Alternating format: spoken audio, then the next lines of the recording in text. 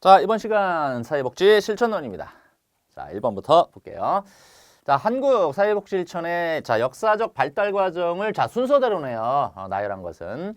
자, 대학교에서 사회복지 전문 인력의 양성 교육을 시작했다. 이 대학교에서 전문 인력이면은 1947년에 이화여대에서 처음에 사회사업학과가 생기게 되죠. 자, 사회복지사업법에 따라 사회복지사 명칭을 사용하기 시작했다. 사회복지사 명칭이라는 거는 그쵸, 이 규정된 게 1983년에 사회복지사업법이 개정되면서 이걸 쓰게 되고요.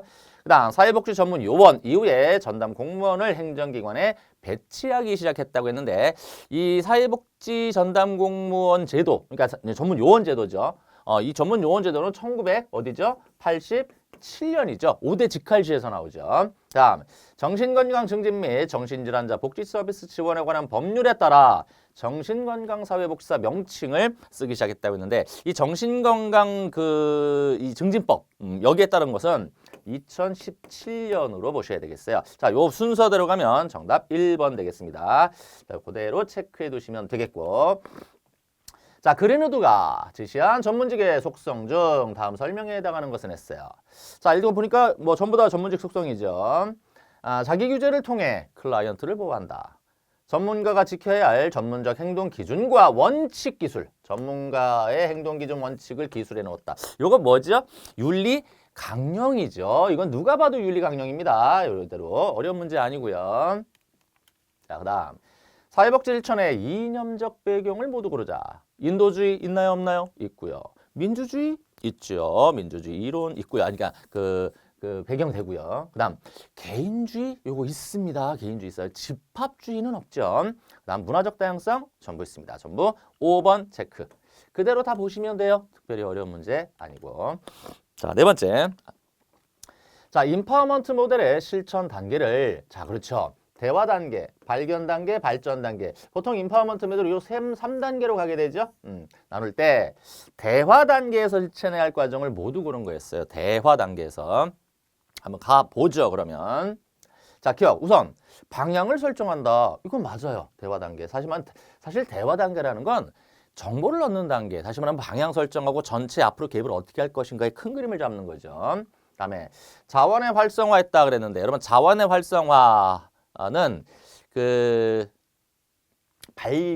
발전이죠. 발전. 활성화시키는 거니까 발전 단계고.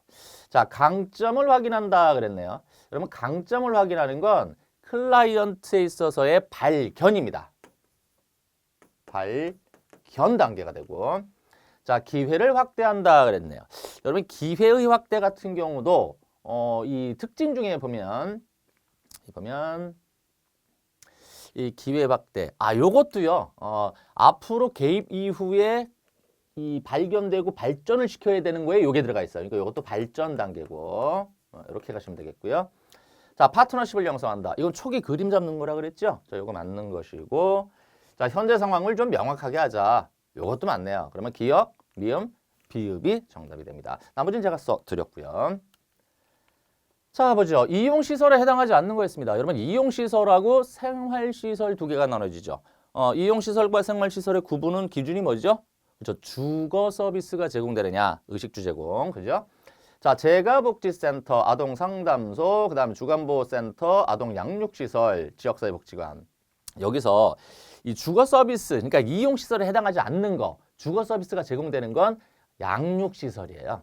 나머지 재가복지, 아동상담, 주간보호, 지역사회복지관은 전부 이용시설이에요. 왔다 갔다 하면서 서비스 이용하게 됩니다. 이것도 그대로 내용 지문 확인해 주시면 되고. 자, 그 다음 갑니다. 소속기관의 예산 절감 요구로 클라이언트에게 필요한 서비스를 제공하지 못할 때 사회복지사가 겪게 되는 가치 갈등은 무엇인가?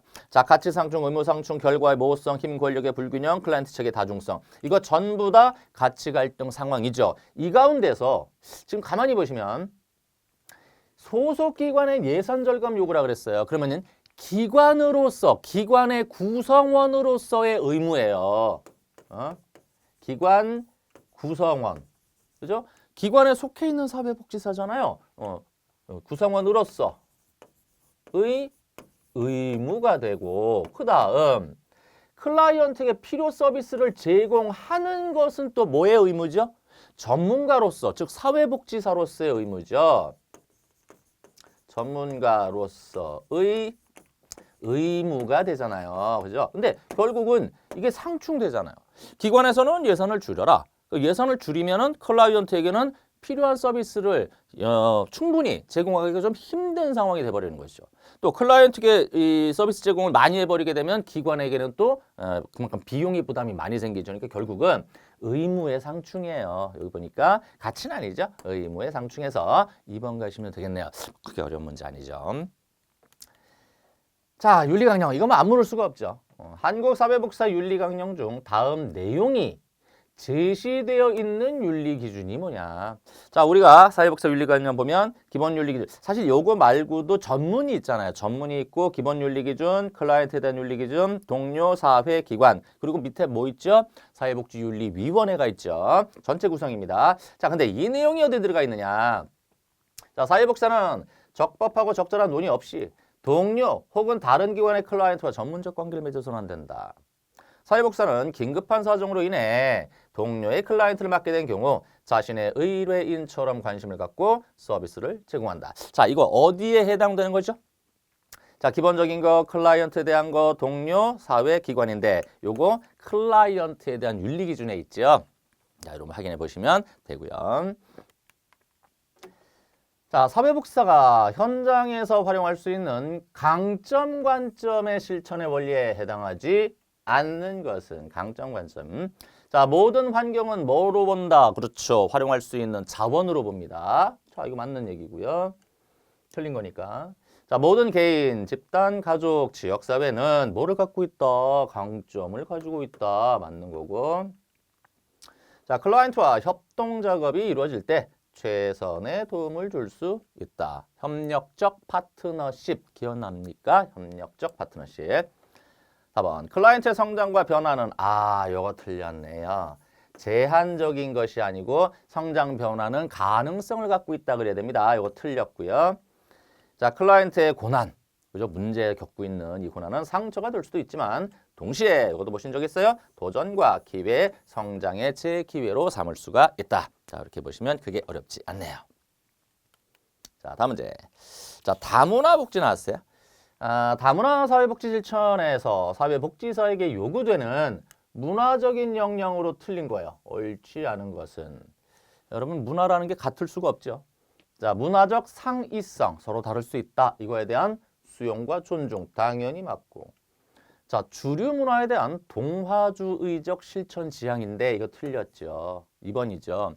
주류 문화 이외에 그 비주류, 다시 말하면 하위 문화들도 다 형성이 되고 전혀 다른 문화도 형성이 있어요. 이걸 주류 문화에 완전히 동화를 시켜야만 하는 속성은 아니에요. 상대성을 인정해야죠. 3번, 자신의 문화적 정체성과 편견에 대한 성찰적인 분석. 다문화 배경의 클라이언트에 관한 지식의 필요성. 어떤 배경들을 갖고 있는가? 다음, 다문화 배경의 클라이언트에게 개입하고 의사소통할 수 있는 그렇죠. 사회복지사로서의 능력이 당연히 있어야 되겠네요. 자, 그게 역시 어려운 문제 아니고. 자, 그 다음 가봅니다. 컴튼과 갤러웨이네요. 6책의 모델을 다음 사례에 적용할 때 구성책의 연결이 맞는 것은 여러분 6책은 뭐죠? 변화매개 체계, 클라이언트 체계, 표적 체계, 행동 체계, 그다음에 이 전문가 체계가 있죠. 전문가 체계가 있고 의뢰 응답 체계가 있잖아요. 총 6개죠. 자, 사회복지사 A는 중학생 B가 동급생으로부터 상습적으로 집단 폭력을 당하는 것을 알게 됐다. A는 이 문제를 해결하기 위해 B가 다니는 학교의 학교사회복지사 C와 경찰의 학교폭력 담당자 D에게도 사건 내용을 알려 C와 D는 가해 학생에게 개입하고 있다. A는 학교사회복지사 협회의 학교폭력 관련 워크숍에 참가하면서 C와 D를 만나 정기적으로 사례회의를 한다. 자, 우선 A부터 가보면 A는 뭐가 되죠? 주도적으로 변화를 이끌죠. 따라서 변화 매개체계고 가만히 보자. 맞는 거 골라야 되네요. 옳은 거. 그죠? 옳은 거. 그럼 뭐야 일단. 여기 A, 사회복지사, 변화매개체계. 일단 이게 정답이네요. 그렇죠? 자, 그럼 B는 뭐가 되죠? 학생이에요. 여러분, 이 B는 클라이언트 체계예요. 언트 체계인데 행동 체계라 그랬고, 그 다음에 C와 D는 이 학생의 변화를 위해서 개입했다. 개입하고 같이 노력을 해주고 있죠. 요건 행동 체계가 돼야 되고, 그다음 학교 사회복사 협회라 그랬어요. 요거 그러니까 이죠. 요건 뭐가 되죠? 전문가 체계가 되죠. 전문가 체계. 그래서 이 기관들을 얘기하는 거잖아요. 그렇죠? 나머지는 다 옳지 않네요. 그래서 정답 1번 가시면 됩니다. 이런 케이스 문제 꼭 나오고 있습니다. 한번 눈여겨봐 두시고요. 자, 그다음 인권의 특성으로 옳은 것을 모두 고르자. 아주 원론적인 문제인데 모든 인간에게 해당되는 보편적 권리다. 이건 뭐 누가 틀렸다고 할 수 있을까요? 없죠. 자, 개인, 집단, 국가가 상호 간의 책임을 동반하는 권리이다. 그렇죠. 인권. 개인이 그냥 너가 스스로 인권 지켜라가 아니죠. 집단도 그렇고 국가도 관련돼 있고 상호 간의 책임을 집니다. 이것도 틀린 거 없고. 자, 사회적 약자를 위하여 지켜지고 확보되어야 하는 권리이다. 틀린 부분 없고. 법이 보장하고 있지 않다 해도 인간의 존엄성 보장에 필요한 권리다. 그렇죠. 이거는 법 이전의 문제이죠. 인간의 권리니까. 전부 다 맞습니다. 기억, 니은, 디귿, 리을. 한번 지문 확인하시고요. 자, 그 다음에 통합적 접근에 관한 사회복지 실천의 특징 아닌 건데요. 여러분, 통합적 접근이면 어떻게 이해해야 되죠? 어떤 특정한 이론이나 모델에 근거하는 것이 아니라 통합이니까 다양한 이론이나 이 근거, 모델들을 모두 한꺼번에 적용하는 것이죠. 자, 우선 첫 번째 생태학적 관점을 토대로 하고 있다. 환경과의 관련성, 그렇죠? 이걸 토대로 어떤 영향을 주고받느냐, 이걸 살펴보는 것이죠. 맞는 거고요. 자, 클라이언트의 자기결정을 이건 누가 봐도 틀렸죠. 여러분, 클라이언트의 자기결정이라는 건 되도록이면은 확보해주고 지켜줘야 하는 거예요. 최소화 틀렸습니다. 2번이고요. 자, 문제에 대해 광범위하고 포괄적으로 접근한다. 다음, 체계와 체계를 둘러싼 환경 간의 관계를 중시한다. 늘 말씀드리는 거, 환경과의 관계를 중시한다. 다음, 사회복지 실천 과정을 점진적 문제 해결 과정으로 본다. 자, 나머지는 전부 맞는 서술들. 자, 다음 문제. 자, 사례관리의 원칙에 해당되지 않는 거. 여러분 실천론 나오면 항상 사례관리 여러 차례 문제를 많이 풀어보셨으리라고 생각을 하는데요. 우선 다양한 욕구를 포괄한다. 자, 사례관리에서 클라이언트는 그렇죠. 과거의 단순한 욕구가 아니라 욕구가 다양해지고 또 물질적 욕구가 아니라 비물질적 욕구를 중시하고 그 다음 치료에 집중하는 것이 아니라 그죠? 과정, 보호 이런 걸 집중한다. 그죠? 자, 그 다음 두 번째, 개별화된 서비스를 제공한다. 자, 클라이언트에게 개별화된 서비스를 제공한다. 왜냐하면 이 개별화라는 건 뭐예요? 클라이언트의 처한 상황이 다 다르다는 얘기죠. 그에게 맞는 서비스를 제공하라. 맞는 거고. 다음, 클라이언트의 뭐예요? 자율성을 극대화한다. 다음, 충분하고 연속성 있는 서비스, 그죠? 지속적 서비스를 제공한다. 전부 다 맞는 서술. 그런데 임상적인 치료에 집중된 서비스 항상 나오지만 사례 관리가 나오면 절대 치료 아니에요. 어떻게 가야 돼요? 보호, 그죠? 또는 케어, 또는 모니터링. 자, 이런 것들이 나와야 합니다. 자, 누가 봐도 5번 틀렸습니다. 다음 문제.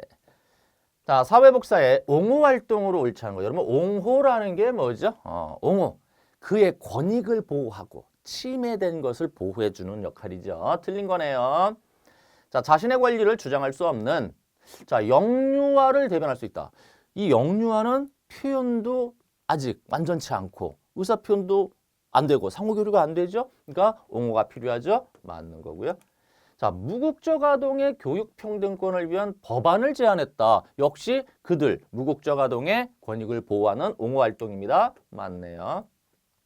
자, 사회복사가 클라이언트 집단의 대표로 나서서 협상을 주도한다고 돼 있는데 여러분 협상을 주도하는 거 협상가죠. 이건 말 그대로. 이건 협상가의 역할이지 옹호가의 역할로서는 적합치 않습니다. 3번이 틀렸고 자, 이주 노동자에게 최저임금을 받을 권리를 교육한다.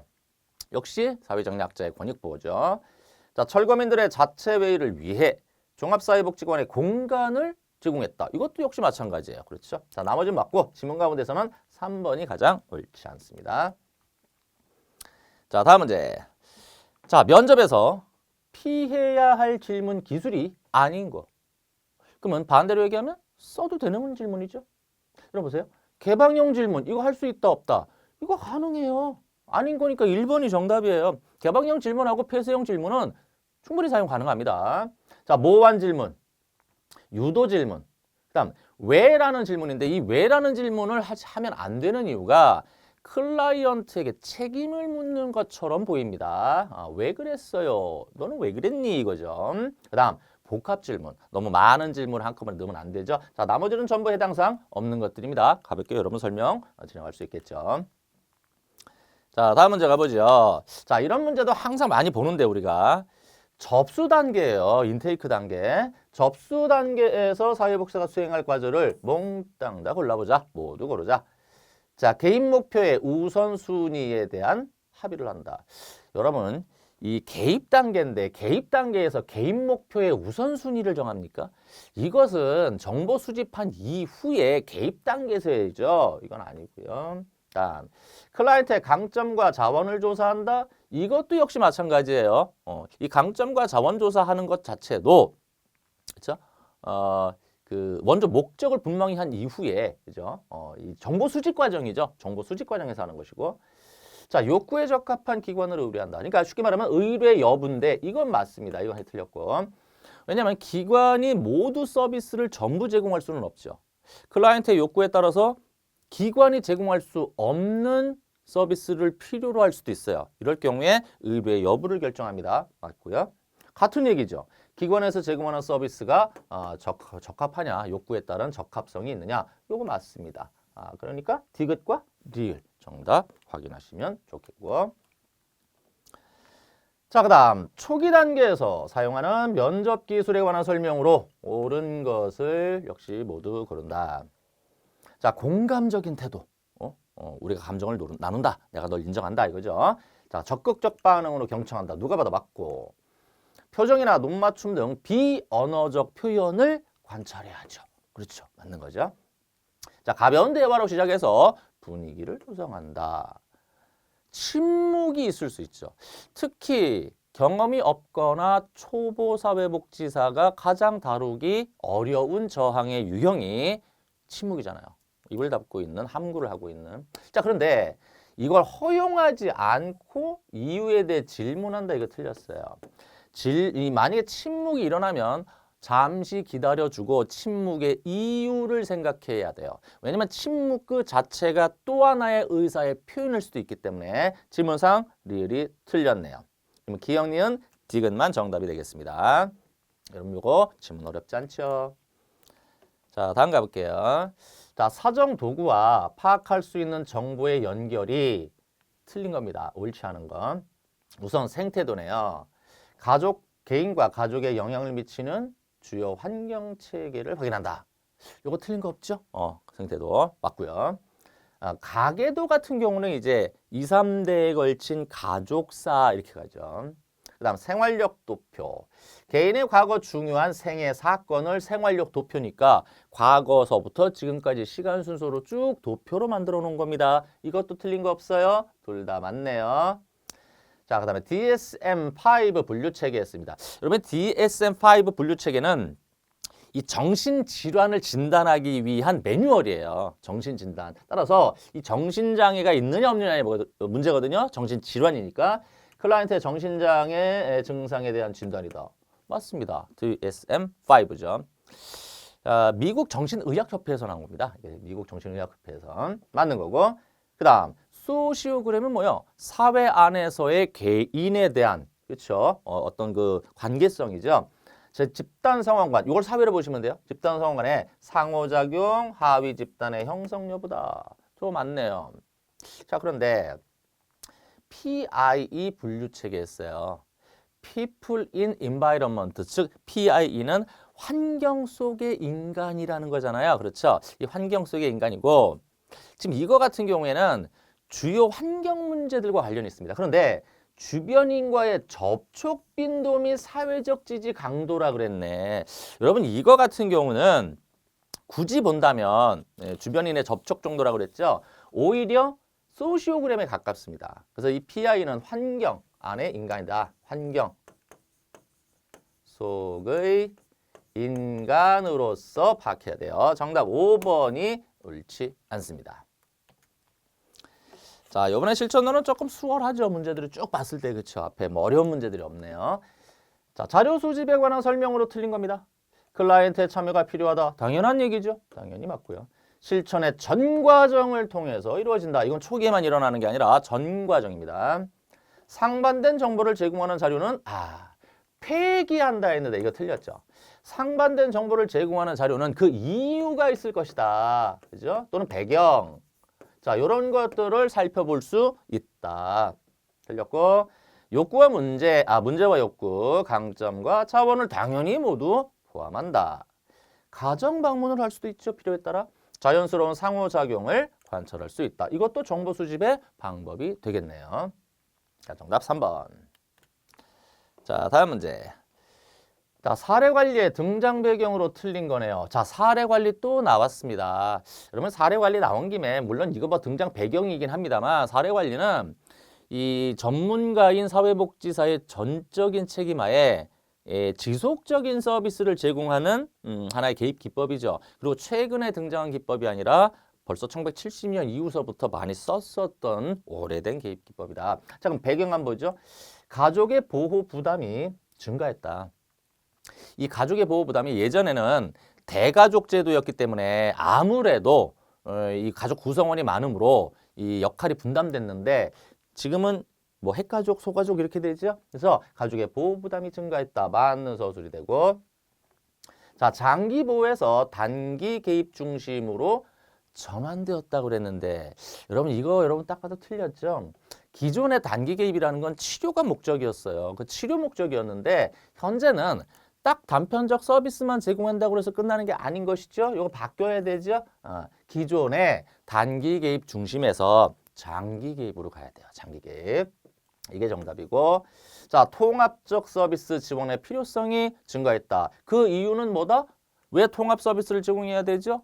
클라이언트의 욕구가 다양화됐기 때문에 그렇다. 그렇죠? 이거 맞는 거고요. 자, 그 다음 복합적 욕구 같은 얘기네요. 복합적 욕구를 가진 클라이언트가 증가하게 됐다. 맞고 그 다음 시설보호에서 이걸 보통 탈시설화 그러죠? 많이 보셨죠?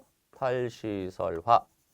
자, 요거에 의해서 뭐를 강조한다? 지역사회 보호로 전환되는 배경을 가지고 있다. 자, 나머지 전부 확인해 보시면 돼요. 향후에도 분명히 사례 관리 문제는 나옵니다. 예상하셔야 돼요. 자, 다음 설명하는 전문적 관계의 기본 원칙. 이거 지문을 보니까 비스택의 관계론 원칙이죠. 자, 클라이언트의 문제에 대한 공감적 반응을 얻고자 하는 욕구가 있다. 클라이언트는 문제에 대한 공감적 반응을 얻고자 하는 욕구가 있다. 사회복사는 클라이언트에 대해 감정에 대해 민감성, 공감적 이해, 그 다음에 의도적이고 적절한 반응. 자, 민감성, 이해, 반응을 그 요소로 한다. 정답은 나왔네요. 5번이네요. 그렇죠? 통제된 정서관여입니다. 이게 정답이죠. 여러분, 제가 이걸 체크해 드린 게 주로 요 요소를 가지고 있잖아요. 그죠? 민감성, 이해, 반응을 그 구성 요소로 한다. 기억하시면 답 찾는데 지장이 없으실 거고. 자, 나머지도 수용. 클라이언트의 있는 그대로를 받아들인다까지 끝나야 되죠. 수용은. 따라서 수용 나오면은 뭐 나오면 틀리죠? 수용을 설명하면서 용서해야 한다. 허락. 그죠? 자, 허락해야 한다. 또는 뭐 인정해야 한다. 또는 승인해야 한다. 등등이 나오면 틀려요. 이거는 아마 이전 기출도 풀어보셨으면 아마 보셨을 겁니다. 자, 개별화는 뭐죠? 독특한 존재다라는 거죠. 클라이언트는 독특한 존재로 인정하자 이렇게 가는 거고 비심판적 태도는 클라이언트에 대한 잘잘못을 판단하지 마라. 그러나 어떠한 판단도 해서는 안 된다. 그러면 틀려요. 전문가로서 판단 가능해요. 로서의 판단은 가능하다. 가능이고. 의도적 감정 표현은 뭐예요? 사회복지사의 감정을 의도적으로 표현한다. 맞나요? 틀리나요? 아니에요. 아니고 이 클라이언트의 부정적인 감정을 이해, 격려, 경청이에요. 클라이언트의 진술을 이해, 격려, 지지해주고 잘 들어줘라, 경청, 요렇게 가야 의도적 감정 표현입니다. 요건 조금 주의하시고 이해가 안 가시면 한 번 더 복습해 주시기 바랍니다. 자, 다음 문제 가볼게요. 자, 이것도 뭐 크게 어려운 문제는 아니로 보여집니다.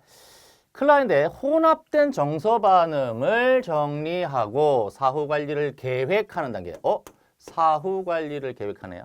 이 혼합된 정서 반응이라면 보통 우리가 양가 감정이라고 하죠. 자, 접수, 사정, 계획, 개입, 종결인데 이것도 뭐 여러분 답은 사후 관리 계획한다고 그랬잖아요. 그럼 뭐야? 종결이잖아. 종결. 그렇죠? 뭐 접수, 사정, 계획이나 개입은 사실 뭐 지문상에서는 해당 사항이 없겠고요.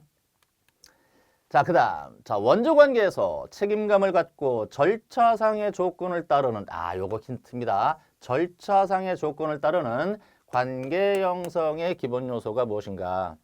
자, 지문 볼까요? 구체성, 헌신과 의무, 감정이입, 자아 노출, 수용과 기대. 자, 정답 2번이에요. 자, 원조 관계에서 일단 책임감을 갖는다 그랬어. 이게 헌신이에요. 책임감을 갖는다 헌신이고요. 그 다음에 절차상의 조건을 따른다 그랬죠? 자, 요건 의무로 보시면 돼요. 주어진 절차. 여러분, 구체성이라는 건 말 그대로 개입 과정에 있어서 관계 형성에 있어서 구체적인 역할 관계를 정하라는 얘기고요. 감정이입은 클라이언트의 감정을 받아들이고 이해하라. 자아 노출은 적절히 개입 과정에서 필요하면 사회복지사가 자기 노출의 정도를 조절하면서 노출, 필요시 노출하는 거예요. 이 자기 노출, 자아 노출은 많을수록 좋다 그러면 틀리는 거죠. 적절해야 된다 이렇게 가야 되고요. 수용과 기대, 클라이언트를 그대로 받아들이고 그다음에 잘할 것이다 라는 기대를 갖는 것이다. 이 정도 여러분 설명해 보시면 뭐 크게 어려운 건 없다. 자, 다음 가보죠. 다음 설명에서 사례 관리자가 수행한 역할이 뭔가 그랬네요. 어렵지 않을 것 같죠? 자, 클라이언트는 경제적인 지원과 건강 지원을 요구하지만 현재 종합사회복지관, 노인복지관, 경로당, 무료 급식소에서 자, 중복적으로 급식 지원을 제공받고 있다. 자, 정서 지원도 또 뭐다? 중복이다. 자, 사례 관리자는 사례회의를 통해서 평일 중식은 경로당, 주말 중식은 무료 급식소를 이용, 종합사회복지관은 경제적인 지원을, 노인복지관은 건강 지원을 제공하는데 합의를 냈다 그랬어요. 사례회의에서. 자, 뭐 한 거죠? 중개한 건가요? 여러분, 중개자는 뭐죠? 필요한 자원의 발굴 연결이죠. 근데 발굴해서 연결한 게 아니라 기존에 중복되어 있는 걸 지금 조정해 준 거예요. 훈련가 아니고요. 중재는 뭐죠? 클라이언트의 중재자는 사회복지사가 분쟁이 있는 곳에서 중립적 입장에서 분쟁을 해결하는 거. 요게 중재자고요. 정답은 조정자네요. 조정자. 그죠? 그다음에 옹호자는 뭐예요? 옹호자. 클라이언트의 권익을 보호한다. 이렇게 가시면 되겠죠? 자, 정답 4번. 자, 다음. 자, 이것도 크게 어려운 문제는 아니로 보여지죠. 자, 전문적 관계의 특성으로 옳은 것은 여러분 사회복지사와 클라이언트는 그렇죠. 일반 사적, 개인적 관계가 아니죠. 아니고 전문적 역할 관계가 주어집니다. 전문가하고 서비스를 받는. 자, 1번. 전문가 윤리 강령에 따른다. 여러분 이거 뭐 크게 어려울까요? 전문적 관계 특성으로 맞는 건데 당연히 윤리 강령을 따라야죠. 뭐 나머지 설명은 틀린 것이 뭐 많을 건데 보세요. 기관의 입장에서 출발합니까? 이건 어떤 뭐 이론을 바탕으로 볼 수 있는 게 아니죠. 기관이 아니라 뭐예요? 클라이언트 입장이죠. 클라이언트 입장이다. 그 다음 시간 제한을 두지 않는다. 이것도 틀렸죠. 시간 제한적 개입이죠.